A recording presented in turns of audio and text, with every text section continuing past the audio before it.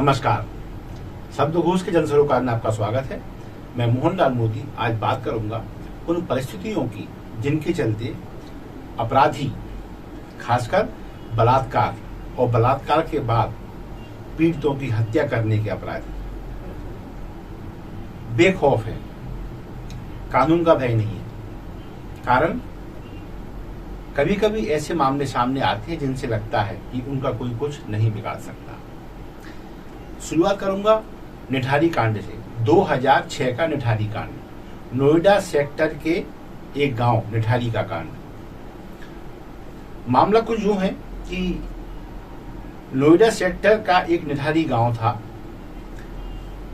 12 नवंबर 2006 को एक काम वाली लड़की, घर का कामकाज करने वाली लड़की, उस कोठी में काम करने गई तो फिर वो वापस नहीं लौटी। माता पिता रिपोर्ट लेके संबंधित थाने में गए।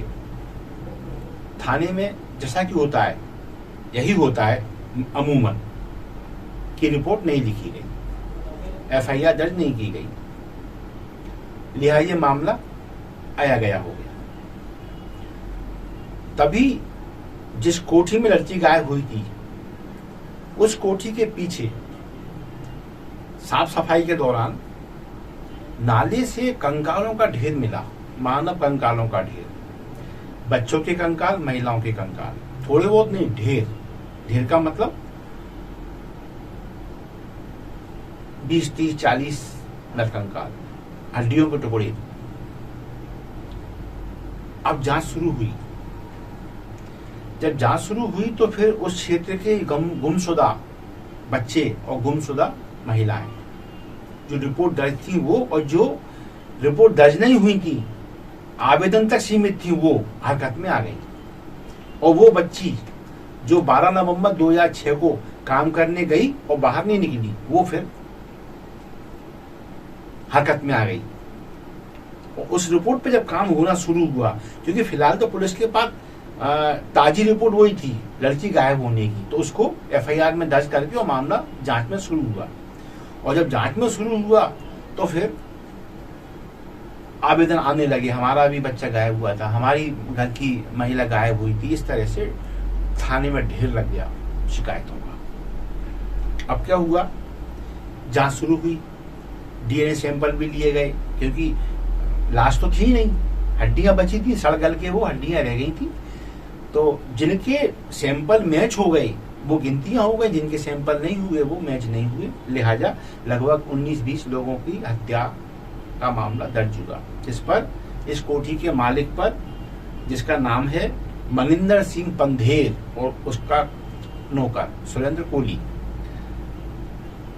बताया गया कि इसमें जो सुरेंद्र सिंह पंधेर है, उस पर मानव तस्करी, मानव अंगों की तस्करी का आरोप भी लगता रहा। जन चर्चाओं में लोग उठाते रहे बात, पुलिस के कान में मंत्र फूकते रहे कि यहाँ ये आदमी बदनाम है इस चीज में, लेकिन वो चीज फोकस में ली ही नहीं गई शुरू से लेके एंड तक।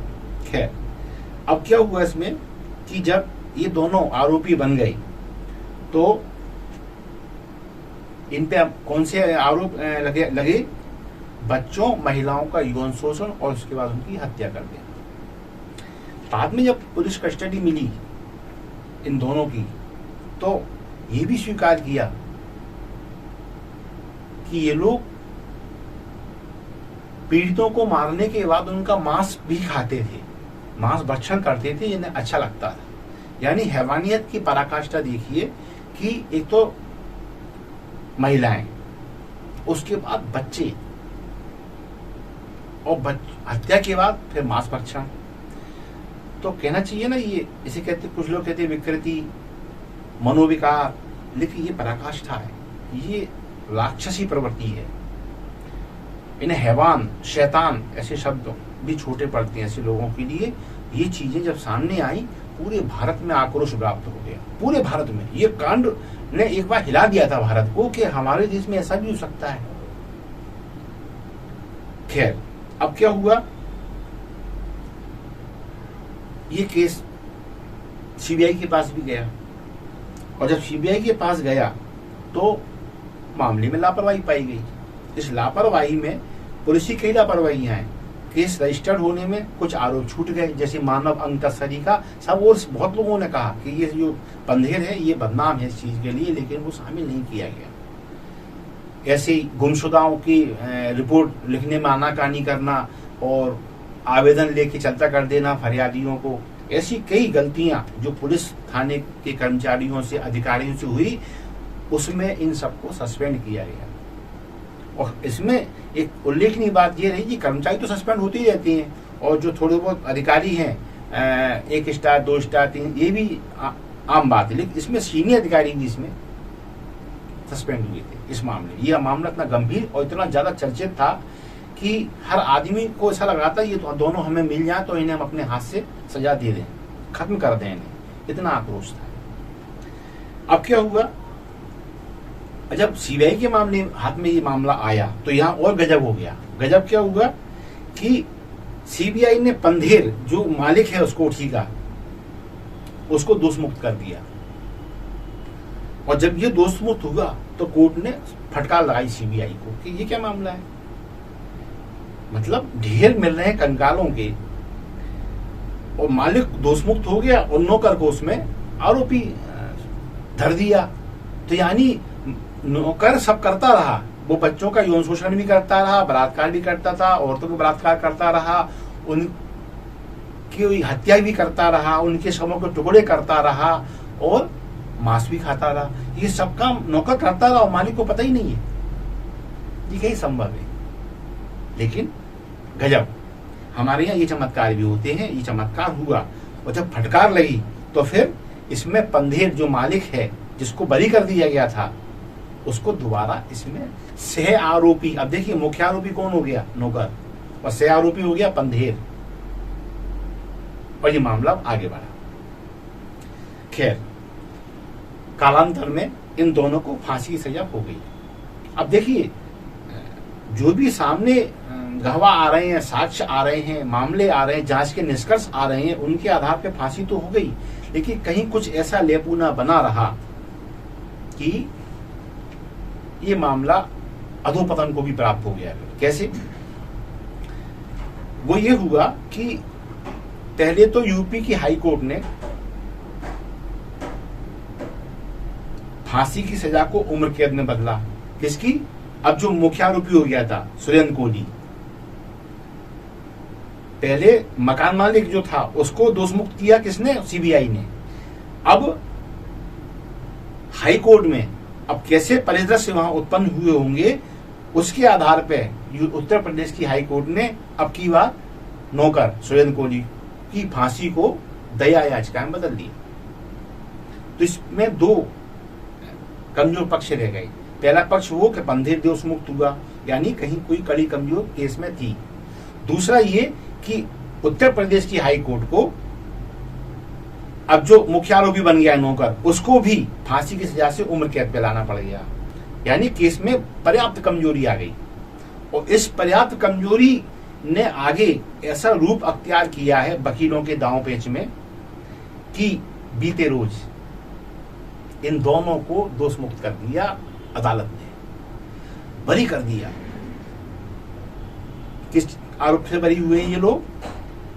महिलाओं बच्चों का पहले बलात्कार करना, फिर उनकी हत्या कर देना, उनके शवों को टुकड़े करना और फिर नाली में फेंक देना। इसमें जैसा कि शुरू से आ रहा है, पंधेर मानव अंगों की तस्करी में बदनाम था। इस चीज को ना पुलिस ने शामिल किया केस में, ना सीबीआई ने शामिल किया और ना ये चीज कोर्ट के सामने आ पाई। लिहाजा कोर्ट ने भी जांच एजेंसियों के बारे में टिप्पणी कर दी कि एजेंसियों ने जनता का विश्वास तोड़ा है इस केस में। अब यहां बात ये उठती है कि मैं अदालत की मंशा पर कोई क्वेश्चन मार्क नहीं लगा रहा हूं, क्योंकि मैं बार बार हर उसमें कहता हूं कि अदालत को बहुत जल्दी बुरा लगता है अपनी निंदा के बारे में, वो सुनने के लिए तैयार नहीं रहती। तत्काल अदालत की अवमानना और आ जाओ कटघरे में और चले जाओ जेल में। भाई जब अदालत को लगता है कि एजेंसियों ने लापरवाही बरती है और जनता का विश्वास तोड़ा है, तो अदालत को यह भी तो कहना था कि इसमें कौन जांच अधिकारी थे, उनके खिलाफ भी निर्णय लेने थे या फिर उनके खिलाफ भी आपराधिक मुकदमे पंजीबद्ध किए जाने चाहिए थे। जांच अधिकारी जिनने इस केस को इतना कमजोर कर दिया कि लोग पहले मालिक छूटा, फिर नौकर को राहत मिली और अब दोनों बाहर हैं। तो अदालत एक टिप्पणी करके अपने दायित्वों से फारिग हो गई। जांच एजेंसियों को बस फटकार मिल गई, नौकरी सुरक्षित है। जो सस्पेंड हुए थे 99.9% चांसेज है वो सब भी बहाल हो चुके होंगे। अब ऐसे में हम उम्मीद करें कि अपराधी डरेंगे। ठीक है, आपने प्रावधान कर दिया कि साहब इतनी दायरे की बच्चियों से अगर बलात्कार हुआ तो फांसी हो जाएगी। अरे यहाँ तो बलात्कार भी है और फिर हत्या भी है, आदमी बाहर घूम रहे हैं। भाई बरी करने के आदेश दिए अदालत ने। अब जब ये लोग बाहर जाएंगे और ये खबर मध्य प्रदेश और भारत के समस्त अखबारों के फ्रंट लाइन पे है, फ्रंट पेज पे है, तो क्या ये चीज जनता में और उन अपराधियों को समझ में नहीं आएगी? और खासकर वो अपराधी जो सबल हैं, सक्षम हैं, सामर्थ्यवान हैं, जिनकी मनोविकृति, जिनके मनोविकार ऐसे ही हैं, तो वो तो बहुत इससे प्रोत्साहित होते हैं इस खबर को लेकर कि यदि हम सामर्थ्यवान हैं, यदि हम जांच को प्रभावित कर सकते हैं, यदि हम जांच एजेंसियों को अपने वश में रख सकते हैं, तो बच्चों का शोषण भी संभव है, यौन शोषण भी संभव है, उनकी हत्या भी संभव है, और ये सब करके बरी होना भी संभव है। इसलिए इसके बाद ये तो हो गया। बल्कि ये एक ऐसा केस है जिसे रीओपन करने की हर संभावना तलाशी जानी चाहिए, क्योंकि ये वो केस है जिसने पहली बार भारत को थरा दिया था। क्योंकि ऐसे क्राइम हमारे यहाँ नहीं होते थे पहले, अब तो आम हो गए हैं। बच्ची को पकड़ा, बलात्कार किया, मार दिया, महिला को पकड़ा, बलात्कार किया, मार दिया। ये अब 2006 में ये आबो हवा नहीं थी हमारे यहाँ। तब सोशल मीडिया इतना आक्रामक नहीं हुआ था, उसके जो दोष हैं वो आम आदमी या समाज में फैल नहीं पाए थे। तब ये केस जब आया था तो इतना आक्रोश था कि पुलिस कस्टडी में जनता ने इन पर हमला कर दिया था। इन पे ये सुरेंद्र कोहली और ये पंधेर दोनों आरोपियों पर वो चाहते थे हैं हमारे वाले कर दो, हम मार डालेंगे अपने हाथ से। और अब जो वो हमलावर थे जो उनको मारना चाहते थे, मैं दावा करता हूं वो अपने हाथ मर रहे होंगे आज। काश उस दिन हम सफल हो जाते। अब ऐसे में यदि पुलिस कभी कभी एनकाउंटर बदमाशों को कर भी देती है, भले ही वो पॉलिटिकल रूप से अब सरकार की इमेज चमकाने के लिए करती हुई ऐसा, लेकिन ऐसे कई बार मामले हुए जब एनकाउंटर हुए हैं बदमाशों के और कोर्ट ने उन पर नकारात्मक टिप्पणियां की हैं, तब लगता है कि वो पुलिस वाले इस खबर को सुन के कह रहे होंगे हमने ज्यादा अच्छा किया, इसका मतलब अच्छा हमने निपटा दिया इनको। जिनके एनकाउंटर हुए वो बड़े सामर्थ्यवान लोग थे। तो मैं ये नहीं कह रहा कि न्यायालयों को ताक पे रख दें और हम खुद ही न्याय करने लग जाएं, चाहे पुलिस हो चाहे समाज हो। मैं ये नहीं कह रहा, मैं ये कह रहा हूं कि ये भरी कैसे हो गई, ये बड़ा यक्ष प्रश्न है।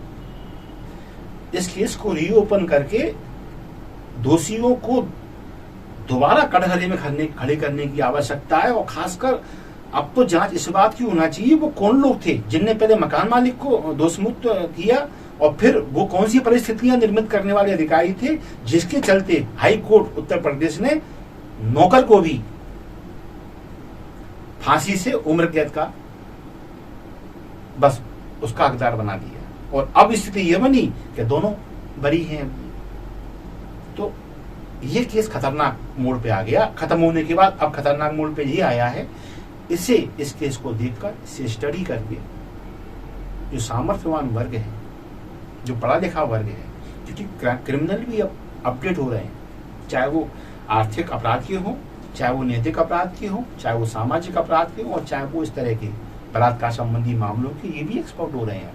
अब ये भी बच्चों की, महिलाओं की हत्या करने के बाद उनके इतने टुकड़े करते हैं कि पहचानना मुश्किल हो जाता है कि ये टुकड़े मानस के हैं या ये जानवर के हैं, और उन्हें ऐसे फेंका जाता है कि सर कहीं, धड़ कहीं, बाकी हम कहीं।